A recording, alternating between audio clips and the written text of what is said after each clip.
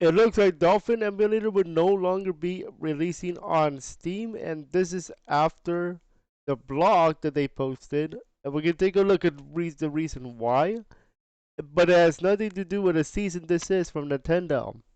Let's have a look at this article from their own blog, and let's have a read. And it says, "What happened to Dolphin on Steam?" This was written on July 20th, 2023. And let's have a read of the blog. If you follow emulation or just gaming as a whole, you've probably heard of the controversy around the Dolphin Steam release and the Wii common key, and that's a big factor in this. There's been a lot of conclusions made, and while we wanted to defend ourselves, we thought it would be prudent to contact lawyers first to make sure that our understanding of the situation was legally sound. That took some time, which was frustrating to ourselves and to our users. But now that we are educated and ready to give our informed response. We'd like to thank Kevin Voyer of Voyer Law for providing us legal counsel for this matter. And to be clear, all the analysis below is significantly regarding United States law. Without further delay, let's begin. Let's have a read. First things first, Nintendo did not send Valve or Dolphin a DMCA Section 512 notice, commonly known as a DMCA takedown notice, against our Team Steam page. Nintendo has not taken any legal action against Dolphin Emulator or Valve. What actually happened was Valve's legal department contacted Nintendo to inquire about the recent release of a Dolphin emulator on Steam. In reply to this, a lawyer representing Nintendo of America requested Valve prevent Dolphin from releasing on the Steam store, citing DMCA as justification.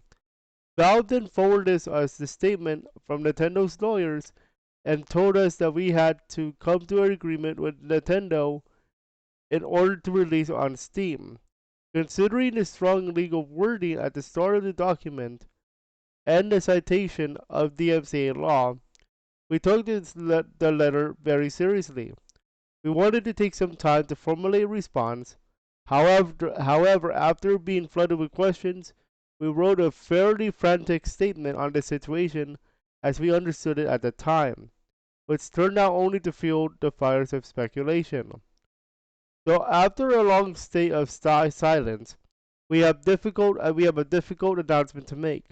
We are abandoning our efforts to release Dolphin Emulator on Steam. Valve ultimately runs the store, and we can set any condition they wish for software to appear on it. But given Nintendo's long-held stance on emulation, we find Valve's requirement to get us approval from Nintendo for a Steam release to be impossible. Unfortunately, that's that. But there are some more serious matters to discuss. Some that are more bitter than Dolphin's Steam release. They're going to talk about the Wii key. And let's have a look at this. What about the key? The Wii key. Over the past few weeks, a lot has been said about Dolphin, including the Wii common key. As you may have known, Wii games are encrypted, and the Wii uses the quote common key that is burned into the console to decrypt Wii disk.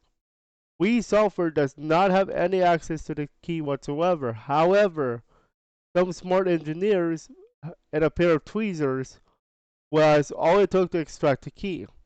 If you haven't heard this story, we highly recommend checking out the 25C3 presentation on the actual tweezer exploit that has given Team Tweezers its original name.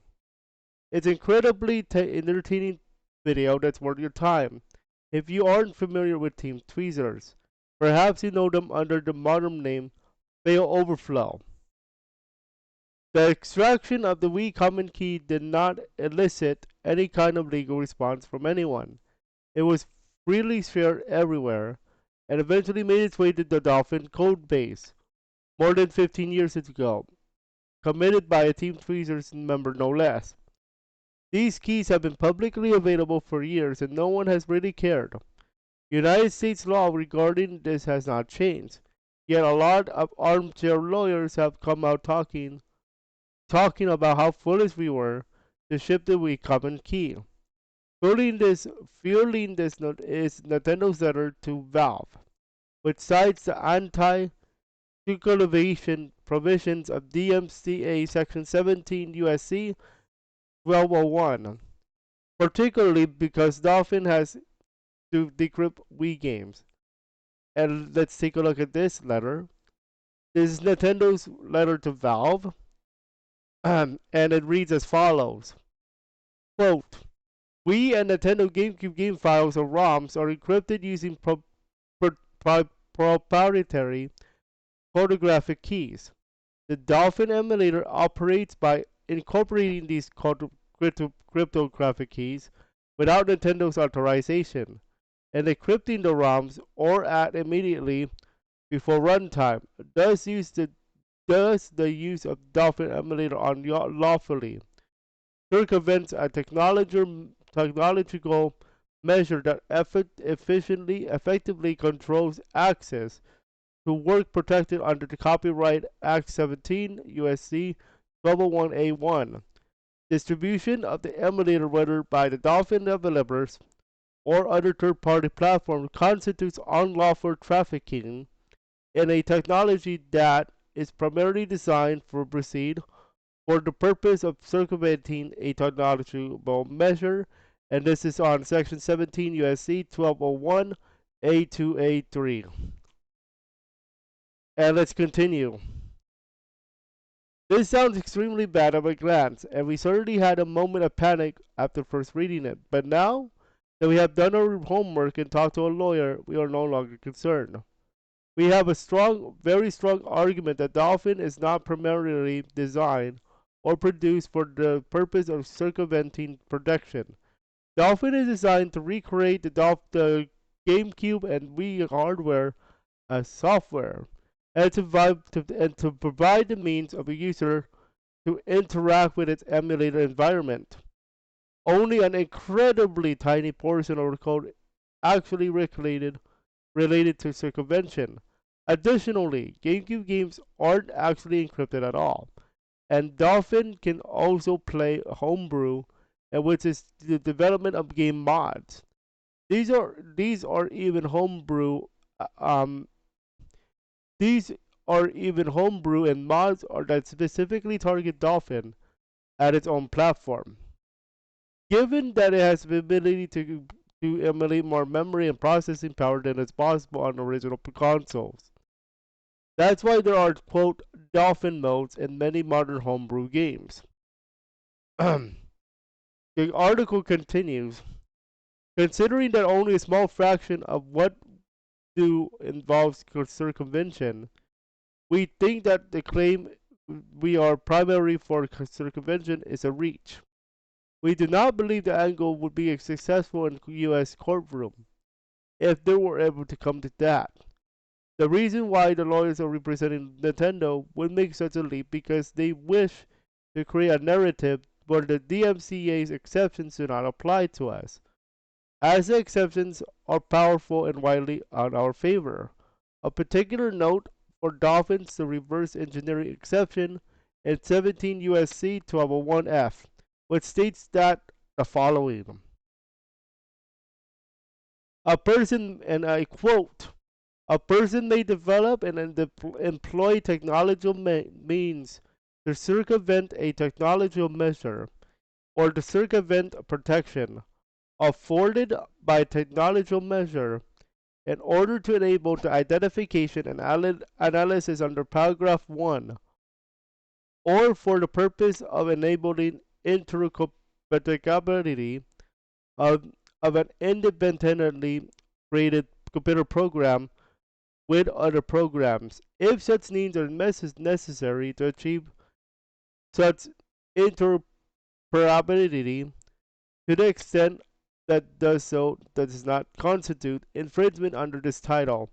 And this is from 17 U.S.C. 1201 F2. Dolphin is an independently created computer program that is circumventing WeDis encryption for interoperability with We software. According to this exception, that this does not constitute copyright infringement under the 17 U.S.C. 1201. This exception even allows distribution of information collected through circumvention, like encryption keys, if it is for software interoperability. interoperability. And the article continues with section 3. The information acquired through the acts permitted under paragraph 1 and the means are permitted under paragraph 2, which may be made available to the others if the person referred to in paragraph 1 or 2, as the case may be, provide such information means solely for the purpose of enabling interoperability of an independently created computer program in which other programs, and to the extent does so not constitute infringement under this title or violate applicable law and other in this section. And this is from 17 U.S.C. 1201 F3. And the article continues with with the conclusion statements. 17 U.S.C. 1201 F is a significant legal protection for emulation in the United States, and it is why Nintendo has yet to legally challenge any emulator with the DMCA anti-circumvention clauses despite the law going into effect 25 years ago. Unless the court rules that our understanding of the law is incorrect, we have every reason to believe that in our decryption of Wii game disc is covered by this exception. After the situation blew up, we received many requests and even some demands to remove all our wikis from our code base. We're disappointed that so many people on YouTube and social media didn't even consider that maybe the team had done the research and risk analysis before including the keys, and as this assumed that now that was pointed to us, we will remove them. However, we did not think that including the Wii common keys actually matters. The law could have easily interpreted to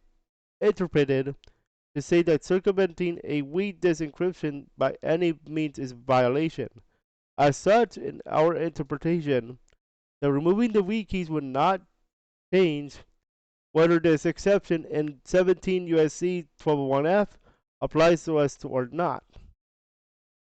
In fact, we are offloading description tasks onto a potential third-party application, which would make the situation worse for everyone.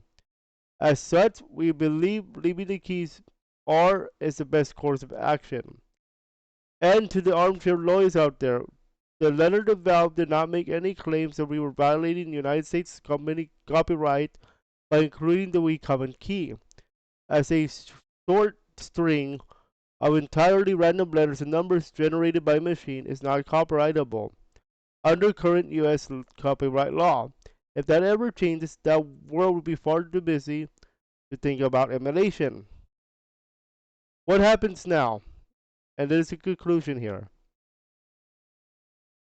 We do not believe the Dolphin is any legal danger. We can look forward to the message Valve has forwarded to us of this. After all the scary language, Nintendo made no demands and made only a single request of Valve. We specifically request the Dolphin's coming soon notice to be removed and to ensure emulator does not release on the Steam store moving forward. In the end, Valve is the one running the Steam storefront, and they have the right to allow or disallow anything that we want to set storefront for any reason.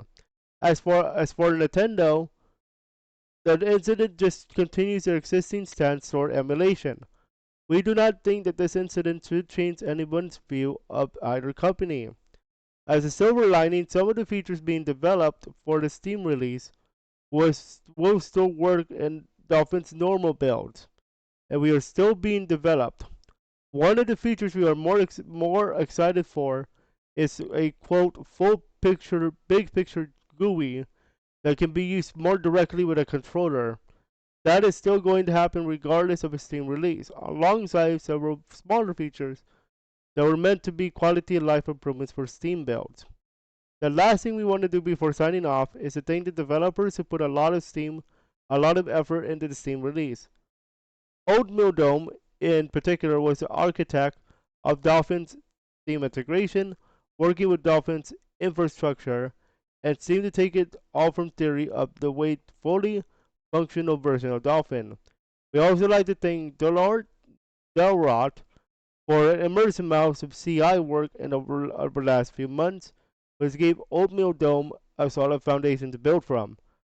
Finally, Mighty Main put a large amount of media work toward the Steam release despite also working on a major feature. Okay, that was a lot to take in, folks. Especially once we get into the law portion of this.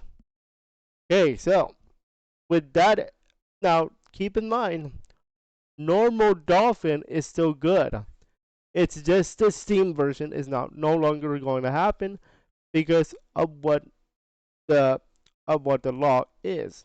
Reminder that Nintendo did not issue a DMCA claim DMCA, so that had nothing to do with it. It's more of the law and how the law is interpreted. So that is the article for today on why Dolphin is no longer coming to Steam, and that was from the Dolphin Emulation blog on their website. If you have any questions about law, please contact your lawyer because I am not one. But I did read a lot of law stuff to you guys today. You gotta have to read your legal document if you guys wanted more about that. But I will tell you, liking and subscribing is definitely allowed under the law of the U.S. And please do that as we get ready for more gaming news in the very near future, as RetroYuki 4.0 begins next week. I will have a presentation on that very soon for you guys because there's a lot of changes. And more of it is more on content this time around. Enjoy, and we'll see you for our next story on RetroYuki Gaming News here on RetroYuki Productions. Enjoy.